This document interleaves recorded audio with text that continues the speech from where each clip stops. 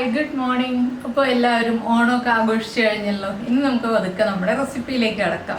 ഇന്നത്തെ നമ്മുടെ റെസിപ്പി എന്ന് പറയുന്നത് വളരെ ഈസി ആയിട്ട് ഉണ്ടാക്കാൻ പറ്റുന്ന ഒരു ബ്രേക്ക്ഫാസ്റ്റ് റെസിപ്പിയാണ്. നമ്മുടെ ഇൻസ്റ്റന്റ് വീറ്റ് ഫ്ലോർ അപ്പം. ഇൻസ്റ്റന്റ് വീറ്റ് ഫ്ലോർ അപ്പം എന്ന് പറയുമ്പോൾ നിങ്ങൾ വിചാരിക്കും ഇത് എന്താ അപ്പാണെന്നുള്ളത്. നമ്മുടെ ഗോതമ്പൊടി ഉപയോഗിച്ച് വളരെ എളുപ്പത്തിൽ ഒരു അരമണിക്കൂർ സമയം കൊണ്ട് ഉണ്ടാക്കാൻ പറ്റുന്ന പാലപ്പാണ് കേട്ടോ.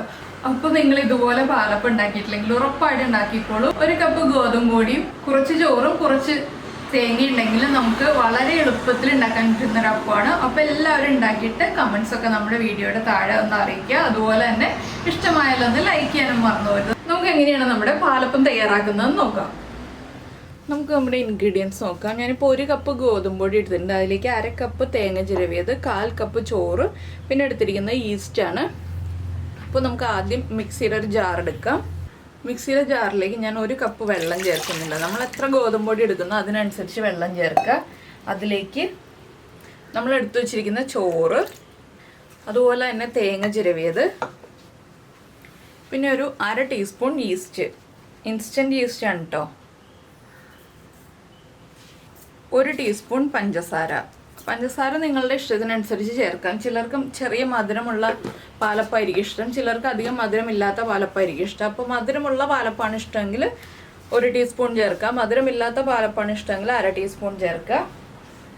പിന്നെ നമ്മൾ എടുത്തു വെച്ചിരിക്കുന്ന ഗോതമ്പൊടി 1 കപ്പ്, ഇത്രയും ചേർത്തിട്ട് നന്നായിട്ടൊന്ന് അരച്ചെടുക്കുക. അതിലേക്ക് 1/2 ടീസ്പൂൺ വെളിച്ചെണ്ണയും കൂടി ചേർക്കുകയാണെങ്കിൽ, അല്ലെങ്കിൽ വെജിറ്റബിൾ ഓയിലും കൂടി ചേർക്കുകയാണെങ്കിൽ നന്നായിരിക്കും. ഞാനിപ്പോൾ 1/2 ടീസ്പൂൺ വെളിച്ചെണ്ണയും കൂടി ചേർക്കുകയാണ്. ഇല്ലെങ്കിൽ ലാസ്റ്റ് മിക്സ് ചെയ്യുമ്പോൾ ചേർത്താലും മതി.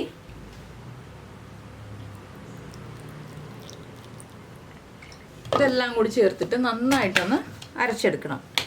ഇപ്പോൾ നമ്മൾ നമ്മുടെ അപ്പത്തിൻ്റെ മാവ് അരച്ചെടുത്തിട്ടുണ്ട്. അതാ ഇതുപോലെ അരച്ചെടുത്തിട്ടുണ്ട്. ഇനി നമുക്കിതിലേക്ക് ആവശ്യത്തിന് ഉപ്പ് ചേർത്ത് കൊടുക്കാം. ഉപ്പ് ലാസ്റ്റ് ചേർത്താലും മതി, ഇപ്പോൾ ചേർത്തില്ലെങ്കിലും കുഴപ്പമില്ല. ഞാനിപ്പോൾ എല്ലാം ചേർത്തിട്ട് ഒരുമിച്ച് തന്നെയാണ് മിക്സ് ചെയ്ത് വെക്കുന്നത്. മാവ് പൊങ്ങി കഴിഞ്ഞിട്ട് ഉപ്പ് ചേർത്താലും കുഴപ്പമില്ല കേട്ടോ.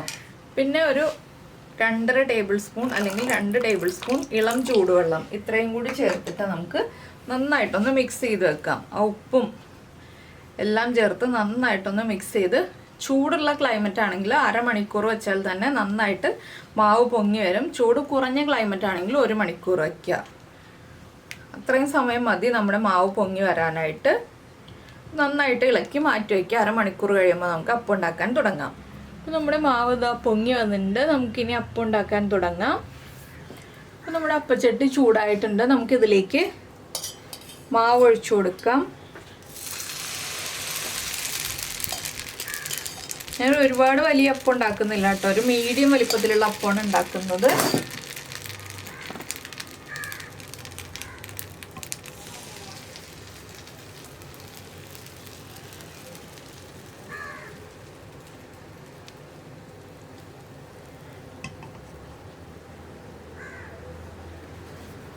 ഇനി നമ്മളൊന്ന് ഫ്ലെയിം കൂട്ടി വയ്ക്കുക.